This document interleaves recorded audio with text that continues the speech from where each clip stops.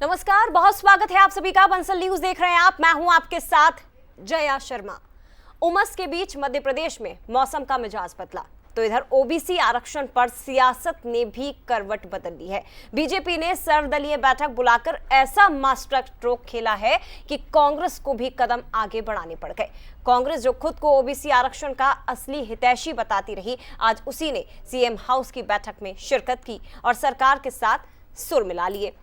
लेकिन क्या ये कांग्रेस की मजबूरी थी या रणनीति या सियासत में फिर से नया मोड़ आने वाला है? इसी पर आज हम चर्चा करने वाले हैं। लेकिन उसके पहले आपको अपडेट दे देते हैं कि सर्वदलीय बैठक में आखिर क्या कुछ हुआ। देखिए, ओबीसी आरक्षण पर सर्वदलीय संकल्प पारित किया गया और इस दौरान दोनों दल आमने सामने हुए। सभी दलों की भावनाओं के अनुरूप हमने बैठक में फैसला लिया है, ये मुख्यमंत्री ने अपनी बात की। और सीएम हाउस में आज सर्वदलीय बैठक ओबीसी आरक्षण को लेकर की गई, 27% आरक्षण को लेकर। इसमें जीतू पटवारी समेत अलग अलग दलों के तमाम नेता मौजूद रहे। पीसीसी चीफ जीतू पटवारी, जिन्होंने ये कहा कि 27% आरक्षण लागू होना ही चाहिए। 6 साल जिन्होंने आरक्षण रोका, उन्हें सजा भी मिले। मुख्यमंत्री निवास पर यह सर्वदलीय बैठक हुई जिसमें तमाम दलों के नेताओं की मौजूदगी रही। पिछले 6 साल से 13% आरक्षण पर रोक है। और ये भी आपको बता दें कि 27% ओबीसी आरक्षण को लेकर आज सर्वदलीय बैठक में चर्चा हुई। कमलनाथ सरकार ने इस आरक्षण को बढ़ाया था। 6 साल से 13% आरक्षण पर रोक लगी है। ये मामला फिलहाल कोर्ट में लंबित है। सियासत लगातार इस मुद्दे को लेकर होती रही, लेकिन संभवतः मध्य प्रदेश में ओबीसी आरक्षण को लेकर ये पहली बार हुआ है जब सर्वदलीय बैठक बुलाई गई हो। बैठक समाप्त होने के बाद मुख्यमंत्री समेत विपक्ष के तमाम नेताओं का क्या कुछ कहना था इस बैठक को लेकर, ओबीसी आरक्षण को लेकर, वो भी आप सुनिए। 14% क्लियर हुए, लेकिन 13% पेंडिंग है। अगर माननीय न्यायालय जल्दी से इसका निराकरण करेगी तो हम सब चाहते हैं कि जल्दी से जल्दी 13% जो बचे हुए विद्यार्थी हैं, जिनकी एज लिमिट से भी बाहर हो रहा है, उनको भी इसका लाभ मिल जाए, वो सब नौकरी में लगे। कुल मिलाकर के कई विभागों में जिनमें आरक्षण नहीं था वहाँ भर्ती भी करी है, लेकिन अभी जो एक भी बच्चा बचने नहीं पाया, ये सभी दलों की भावना है और सभी दलों की भावना के आधार पर हमने आज बैठकर निर्णय लिया। मुझे लगता है कि जो डिफरेंस ऑफ ओपिनियन था वो इन्हीं बातों को लेकर था। सरकार का सदैव मत रहा है कि पिछड़ा वर्ग के लोगों को 27% आरक्षण मिले, लेकिन कई बार बाहर अलग अलग आवाज़ें आती थी।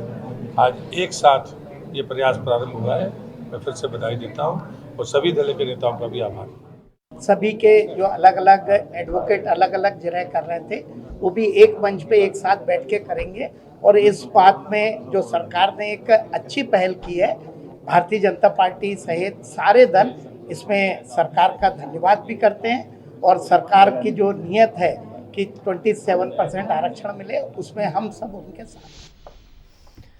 तो इस पूरे मसले पर कांग्रेस समेत विपक्ष के नेताओं ने क्या कुछ कहा है, वो भी आप सुन लीजिए। सर्वदलीय मीटिंग में नीति है कि कानून लागू होना चाहिए और जो 6 साल से जिन लोगों ने रोका उसको पनिशमेंट भी मिलना चाहिए।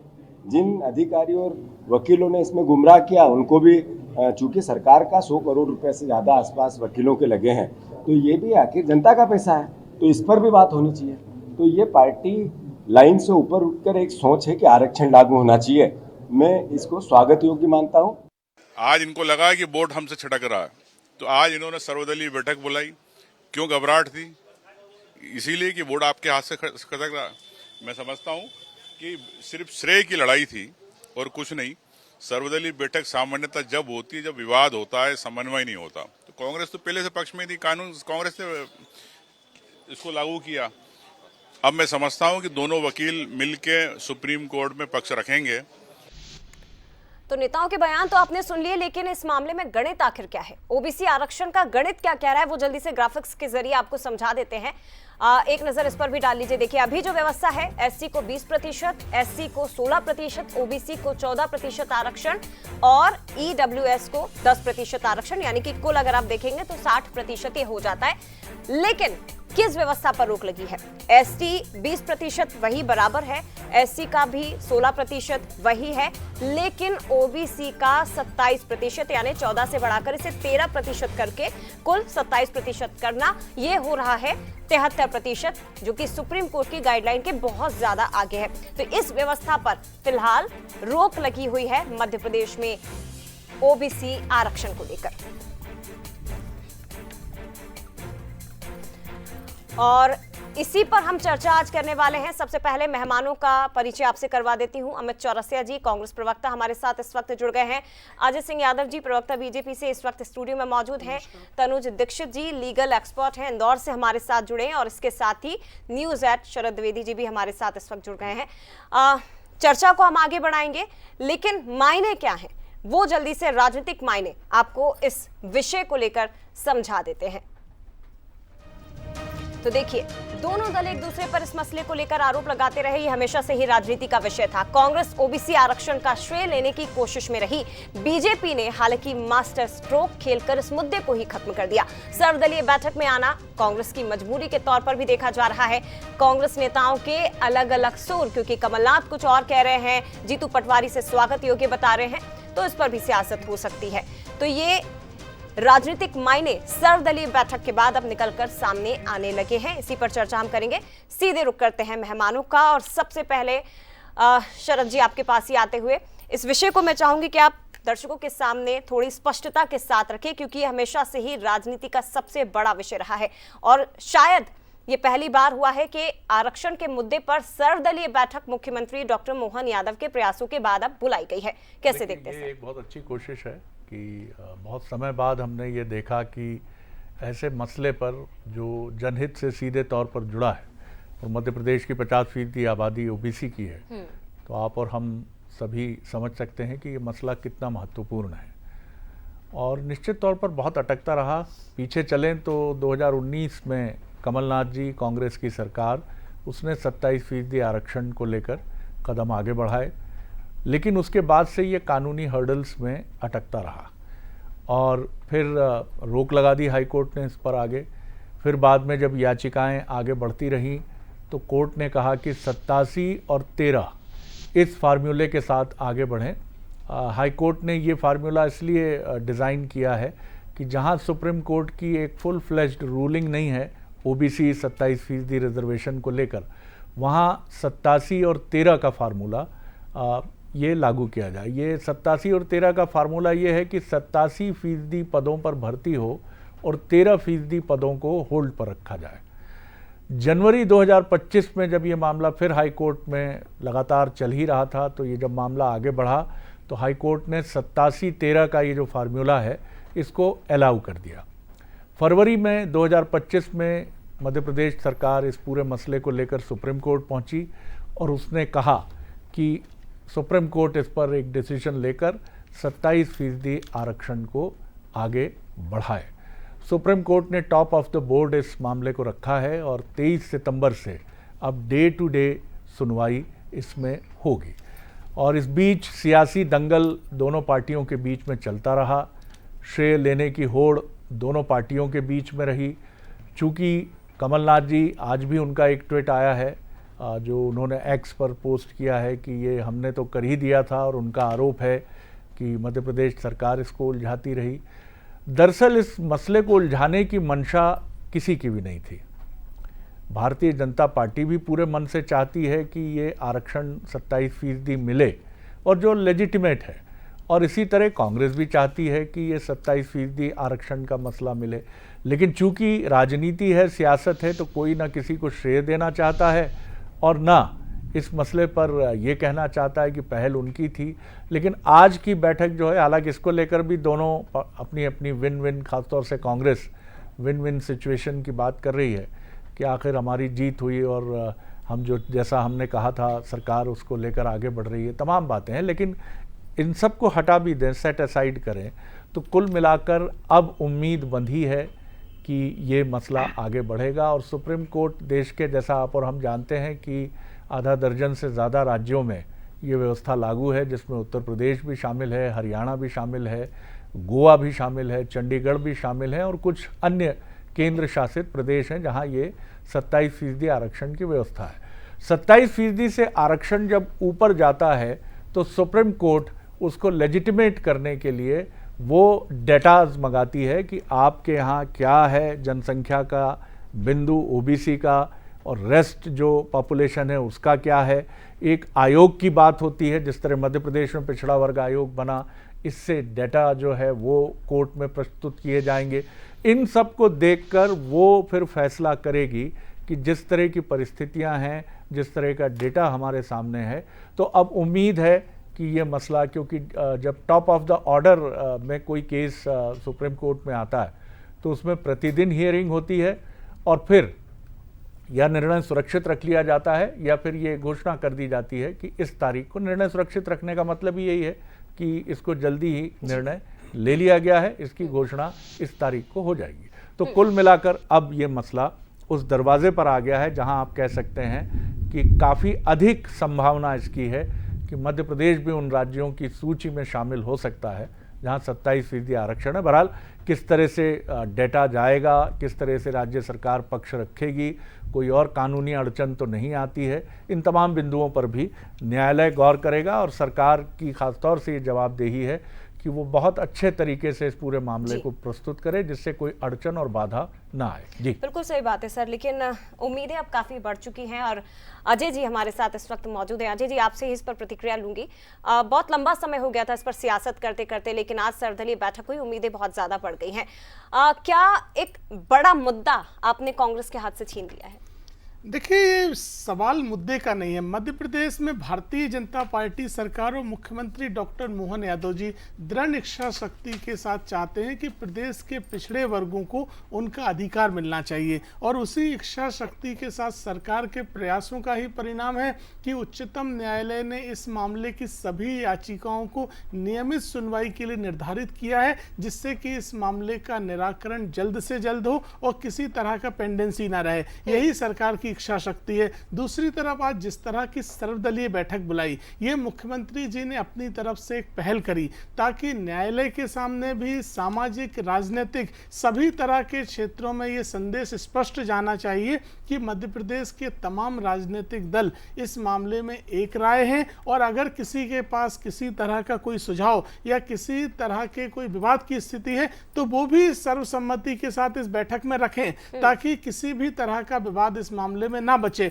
तो ये मुख्यमंत्री जी ने बहुत बड़ी पहल की है, इसका निश्चित ही परिणाम मिलेगा और कांग्रेस समेत अन्य विपक्षी दलों को जो सर्वदलीय बैठक में जो चर्चा हुई है, जो सहमति बनी है, उस सहमति पे कायम रहना चाहिए। इस महत्वपूर्ण विषय पे राजनीति नहीं करना चाहिए। भारतीय जनता पार्टी सरकार चाहती है। बैठक में सहमति बनी अजय जी, लेकिन कमलनाथ जी कह रहे हैं कि जनता को गुमराह करने के लिए आपने सर्वदलीय बैठक बुलाई थी। देखिए, अब ये तो एक तथ्य सबके सामने है कि कमलनाथ जी की सरकार जो पिछड़ा वर्ग के लिए कानून लाई थी वो कमजोर कानून था, इसीलिए वो कानून अमल में नहीं आ पाया। मैं आपको अगर तथ्यों के साथ बताऊं तो कमलनाथ जी 2019 में अध्यादेश के माध्यम से पिछड़ा वर्ग के लिए आरक्षण लेके आए और उस अध्यादेश के तत्काल बाद हाईकोर्ट में उसको चुनौती मिली, लेकिन उस चुनौती को समाप्त करवाने के बजाय कमलनाथ जी विधानसभा में कानून ले आए।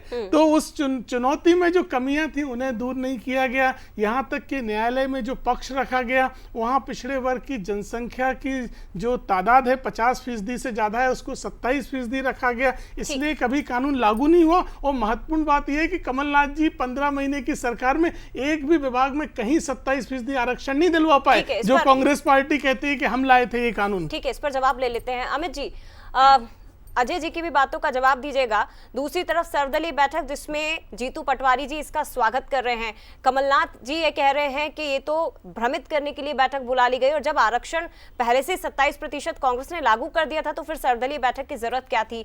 क्या कहेंगे सर, आपको लगता है कि अब इस बैठक के बाद निर्णय निकल पाएगा आरक्षण को लेकर? जी जय जी, मैं तो भारतीय जनता पार्टी का पक्ष भी सुन रहा था और लगातार जब से मुख्यमंत्री मोहन यादव जी मध्य प्रदेश के मुख्यमंत्री बने हैं तब से पिछड़ा वर्ग को लटकाने भटकाने का पूरा कार्य योजना भारतीय जनता पार्टी लगातार बनाती चली आ रही है। और ये श्रेय की लड़ाई नहीं है कांग्रेस जो लड़ रही है, पहले तो मैं स्पष्ट कर दूं, जिस तरह से बात चल रही है कि श्रेय की कोई लड़ाई नहीं थी। मध्य प्रदेश की 60% पिछड़ा वर्ग की आबादी को उसका सामाजिक अधिकार मिल सके, सुनिश्चित हो सके, उसकी लड़ाई कांग्रेस लड़ रही है। सिंघार जी कह रहे हैं श्रेय की लड़ाई है। उमंग सिंघार जी ने कहा है श्रेय की लड़ाई है और श्रेय की लड़ाई भारतीय जनता पार्टी के लिए। तो मैं वो भी स्पष्ट करूंगा, आपके दर्शकों को वो भी स्पष्ट करूंगा और अभी स्पष्ट हो जाएगा जी। हमारे संघर्षशील प्रदेश अध्यक्ष जीतू पटवारी जी, नेता प्रतिपक्ष उमंग सिंघार जी और पूर्व तत्कालीन मुख्यमंत्री कमलनाथ जी, सबकी मंशा और पूरी कांग्रेस की मंशा एक ही है कि मध्य प्रदेश की 60% पिछड़ी आबादी को उसका 27% आरक्षण मिले। मेरा साथी मित्र कह रहे थे कमजोर कानून, अगर कमजोर कानून होता ना तो अभी तक सुप्रीम कोर्ट में आप टिक नहीं पाते। तब के बाहर हो चुके होते, 27% आरक्षण को निरस्त कर दिया गया था। ये मजबूत कानून था जो अब विधानसभा में अध्यादेश पारित करके लाया गया था। तो ये भ्रमित करने की राजनीति बंद कीजिए, और आपकी मंशा अगर स्पष्ट होती तो ये जो सर्वदलीय बैठक आपने आज बुलाई, वो भी तब जब नेता प्रतिपक्ष जी ने और प्रदेश अध्यक्ष जी ने प्रेस कॉन्फ्रेंस करी और भारतीय जनता पार्टी का झूठ उजागर करा कि किस तरह एमपीपीएससी ने अपना झूठा आरोपनामा लगाया 87-13 को लेके, जिसमें सरकार जब पूरी तरह से एक्सपोज हो गई और बचने की कोई जगह नहीं मिली तो घबराहट में सर्वदलीय समिति बना की बैठक बुलाई। अरे आप ये बैठक भैया आज से 3 साल पहले बुला लेते, शिवराज सिंह चौहान जी बुला लेते बैठक। 3 साल से लेट हो गया, और हमारी मंशा एक ही थी। नहीं जया जी मैं पूरी बात तो रख दूं। सर्वदलीय बैठक बुलाने का अब तो कोई औचित्य नहीं बचा, क्योंकि अब सुप्रीम कोर्ट लगातार इस मामले में फटकार लगा चुकी है और सब एक्सपोज हो चुके हैं। अगर यही आपको करना था और आपकी मंशा स्पष्ट थी पिछड़ा वर्ग को लेके, तो शिवराज सिंह चौहान जी सबसे पहले सर्वदलीय बैठक बुलाते, क्योंकि हमने तो कभी विरोध करा नहीं पिछड़ा वर्ग के आरक्षण को लेकर। हम तो आज हमने सभी जिला मुख्यालयों पे जीतू पटवारी जी के नेतृत्व में 27% आरक्षण लागू करने को लेकर ज्ञापन दिया आपकी सरकार को। तो हम तो कह रहे हैं कि आरक्षण लागू कीजिए, भटकाने और लटकाने का काम आप कर रहे हैं। आज मुख्यमंत्री जी 87-13 की बात कर रहे हैं, 87-13 पे तो कब की रोक हटा दी गई सर्वोच्च न्यायालय ने, तो फिर क्यों 13% लोगों को अपने बच्चों को आरक्षण का लाभ नहीं दिया? प्रमोशन में आरक्षण में आपने लाखों उलझा दिया, 1 लाख से अधिक कर्मचारी चले गए, आज 70,000 से अधिक बैकलॉग के पद खाली पड़े हुए हैं। आज बच्चे सड़कों से लेके विधानसभा तक संघर्ष कर रहे हैं और उनको बदले में आप देते हैं लाठियां और आश्वासन। तो बताए ना अजय यादव जी, अगर आपकी सोच और नीयत मंशा स्पष्ट होती है तो मुख्यमंत्री जी तभी सर्वदलीय बैठक बुलाते ना। आज तो फंस गए आप चारों तरफ से, जब सुप्रीम कोर्ट आपसे आंकड़े मांग रहा है। ठीक है, जवाब ले लेते। देखिए, कांग्रेस पार्टी को ये समझना पड़ेगा कि हमारी सरकार की संवेदनशीलता है, इसलिए हमने सर्वदलीय बैठक बुलाई। कमलनाथ जी ने तो ऐसी कोई बैठक नहीं बुलाई।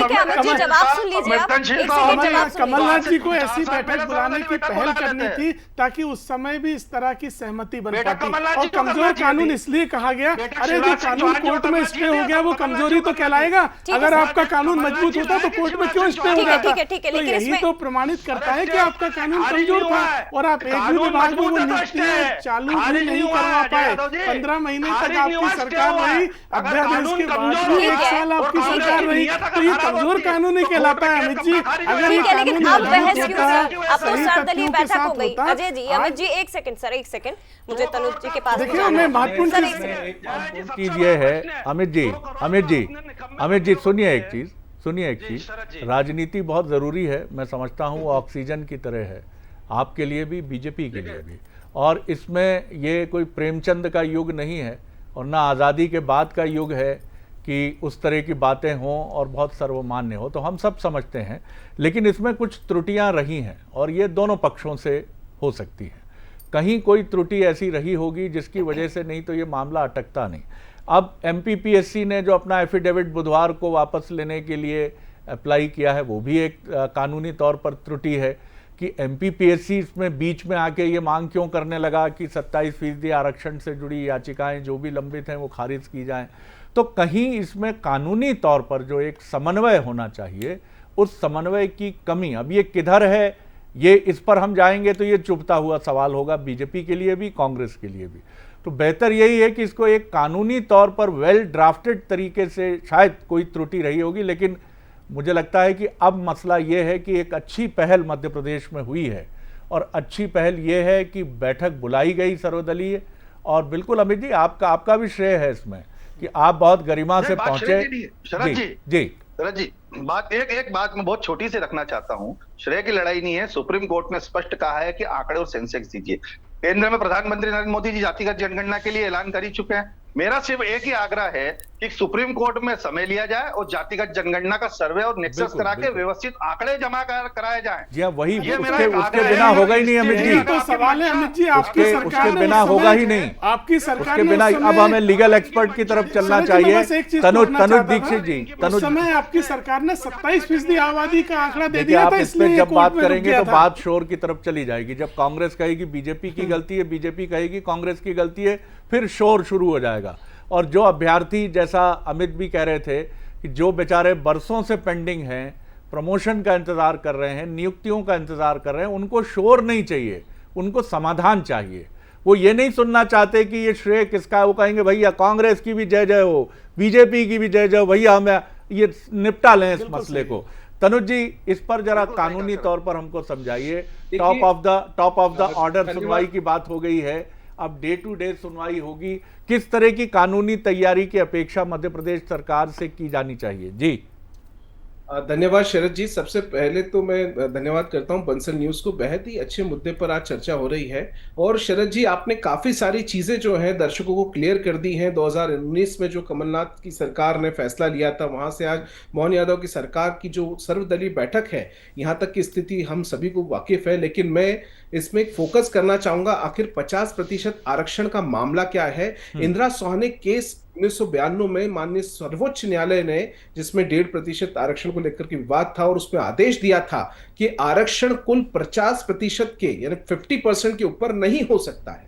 ऐसे में अगर जो विवाद की अगर हम असली वजह समझें तो आज की तारीख में प्रदेश में 50% के ऊपर आरक्षण ऑलरेडी एग्जिस्ट करता है, विद ओनली ओबीसी आरक्षण, जिसमें से 13%। बहुत इंपॉर्टेंट पॉइंट कह रहे हैं आप, बिल्कुल ठीक है। जी जी अगर हम डाटा को समझे तो एससी में लगभग 20% का आरक्षण, और एसटी में 20% का आरक्षण, एससी में लगभग 16% का आरक्षण, और ओबीसी में अभी लगभग 13% का आरक्षण, और ईडब्ल्यूएस जो कि इकोनॉमिक वीकर सेक्शन है, 2019 में केंद्र सरकार ने उसे 5% से बढ़ा करके 10% किया, और माननीय सर्वोच्च न्यायालय ने उसे भी ठीक ठहराया था। तो ऐसे में अगर हम जोड़ें तो एससी का 20%, एसटी का 16%, 36% और ईडब्ल्यूएस का 10%, यानी 46% आरक्षण यहां तक होता है। और 13% अगर हम ओबीसी का जो अभी चल रहा है उसको मिलाते हैं तो 59% के आसपास आरक्षण जो है इस समय प्रदेश में है। 14% के आसपास जी ओबीसी का। जी जी जी जी अगर ऐसे में वो आरक्षण अगर और 13% बढ़ेगा यानी 27% पे पहुंचेगा, तो निश्चित रूप में ये जो आरक्षण है वो लगभग 70% को भी क्रॉस कर जाएगा। और ऐसे में ये सुप्रीम कोर्ट की जो गाइडलाइन है कि टोटल आरक्षण 50% के ऊपर नहीं होना चाहिए, उसको भी बाधित करता है। और ऐसे में जो अभी आगामी 25 सितंबर से माननीय सर्वोच्च न्यायालय में जो सुनवाई लगभग 75 पिटिशंस उसमें गई हैं, उनकी जो सुनवाई शुरू होगी, ऐसे में बेहद महत्वपूर्ण होगा ये देखना शरद जी कि इन सुनवाई में क्या सुप्रीम कोर्ट अपने 1992 के जो ऑर्डर है उसको प्रभावित करके फिर से बदलेगा, या इस केस में आगामी आरक्षण की क्या नई तारिणी बैठेगी। उसके बाद ही हम लोग इस पर फिर से जो है स्पष्ट रूप से कोई चर्चा कर सकेंगे। जी बिल्कुल ठीक कहा आपने। आरक्षण का जो प्रतिशत है वो ऑलरेडी ऊपर है, 14% ओबीसी का आरक्षण है, और ये सब मिला लें अगर एसटी 20%, एससी 16%, ईडब्ल्यूएस इसमें और 14% ओबीसी के लिए, तो ऑलरेडी ये एग्जिस्ट कर रहा है। और इसीलिए सुप्रीम कोर्ट ने इसको अलाउ भी किया था जनवरी में, जो उसकी रूलिंग थी कि आप 87 और 13% के फार्मूले से आगे बढ़ सकते हैं। और अब सुप्रीम कोर्ट इसमें जो आपके डेटाज हैं उनको देखेगा, वो जनसंख्या, तमाम चीज़ें, उन सब का एक मात्रात्मक रूप से कितना भी आपके पास जो भी डेटा है वो सामने आएगा, उसका मूल्यांकन करेगा। और इसमें काफ़ी महत्वपूर्ण भूमिका मध्य प्रदेश पिछड़ा वर्ग आयोग की होगी, क्योंकि उसकी वजह से ही वो देखकर आगे फैसला लेगा। जया बिल्कुल सही कहा सर, लेकिन अजय जी आप कुछ कह रहे थे, इसमें से कुछ ऐड ऑन करना चाह रहे थे। देखिए, मध्य प्रदेश सरकार चाहती है कि इस मामले का जल्द से जल्द निराकरण होना चाहिए। हमारे पास किसी न्यायालय का निर्देश नहीं था सर्वदलीय बैठक के लिए, ये सरकार द्वारा स्वयं पहल की गई। अगर इस तरह की पहल कमलनाथ जी ने की होती तो हो सकता है उस समय भी कानून इतना मजबूत होता जो कोर्ट में टिक पाता। तो ये राजनीति का सवाल नहीं है। कांग्रेस पार्टी उस समय भी राजनीतिक श्रेय लेने के लिए लाई थी और आज भी श्रेय लेने के लिए लगी हुई है, लेकिन हमारी सरकार चाहती है कि उन्हें अधिकार मिलना चाहिए। हम इस श्रेय के लिए नहीं कर रहे हैं और आप जी तनु जी आप कुछ कहना चाह रहे हैं? हाँ, एक जानकारी दोनों प्रवक्ताओं को भी होना चाहिए। जिस तरीके से डिमांड की जा रही है कि जातिगत पहले जनगणना हो उसके बाद ये हो, आज 4 लाख प्रमोशन सर रुके हुए हैं प्रदेश में, और लगभग 35 से ज्यादा प्रतियोगिता परीक्षा है जिसके अंदर छात्रों को अभी तक कोई आगे का रास्ता नहीं मिल रहा है। ऐसे में उनके भविष्य की भी चिंता करना बेहद आवश्यक है। मैं तो चाहूंगा जितना जल्दी इस पर निर्णय आएगा उतना जल्दी सभी को, प्रदेशवासियों को इसमें फायदा मिलेगा। ठीक है सर, शरद जी लास्ट रिएक्शन आपसे सर, क्या इसी के साथ हम देखिए, अंत भला तो सब भला। मुझे लगता है कि अब हमारी गाड़ी उस स्टेशन की तरफ आ गई है जो अंतिम स्टेशन है, नतीजे का स्टेशन है, फाइनल डेस्टिनेशन है। बॉलीवुड की एक बड़ी चर्चित फिल्म भी है। तो फाइनल डेस्टिनेशन की तरफ हम आ गए हैं, और निश्चित तौर पर लड़ाई बीजेपी ने भी लड़ी है, लड़ाई कांग्रेस ने भी लड़ी है, और आज सर्वदलीय बैठक में दोनों दलों की बीच हुई चर्चा ये महत्वपूर्ण भी है। मुख्यमंत्री को इसका श्रेय मिलना चाहिए कि उन्होंने बजाय इस मसले को लेकर श्रेय की लड़ाई में उलझाने के उन्होंने विपक्ष को भी मौका दिया, और दोनों ही पक्ष अपने अपने दावे करेंगे जिसका उनको पूरा अधिकार है, क्योंकि वो जनता की नुमाइंदगी करते हैं, वो जनता के प्रतिनिधि हैं, उन्हें अपना ये दावा ज़रूर रखना चाहिए। उम्मीद यही की जानी चाहिए, विश यही की जानी चाहिए कि सारे डेटा और अब जो कानूनी तौर पर प्रस्तुतिकरण सुप्रीम कोर्ट में मध्य प्रदेश सरकार की तरफ से होगा, उसमें किसी भी पक्ष विपक्ष की तरफ से, उसके किसी पक्ष सरकार के भी किसी अंग की तरफ से, विपक्ष की तरफ से भी कोई भी इंटरवीनिंग ऐसी याचिका ना आए जो इस मामले को और लटका दे। जाने अनजाने में अब तक होता यही रहा है कि कुछ कानूनी लड़ाई में समन्वय की कथित रूप से कमी देखी गई, और यही चुनौती बढ़ बढ़कर यहाँ तक हो गई कि मामला कुछ ओवर पेंडेसिंग की तरफ चला गया। बिल्कुल सही बात, लेकिन इसी के साथ अब ये मान के चलिए कि जो राजनीति अभी तक हो रही थी उस पर ब्रेक लगेगा और आशा की किरण अभी भी बनी हुई है। कानूनी अड़चनें खत्म होंगी और उसी के साथ जो इंतजार लंबे वक्त से किया जा रहा था वो खत्म होने वाला है। तमाम मेहमानों का बहुत धन्यवाद बंसल न्यूज के साथ जुड़ने के लिए और इस चर्चा में शामिल होने के लिए। और इसी के साथ फिलहाल मुझे दीजिए इजाजत, लेकिन तमाम खबरों के लिए आप देखते रहिए बंसल न्यूज। नमस्कार।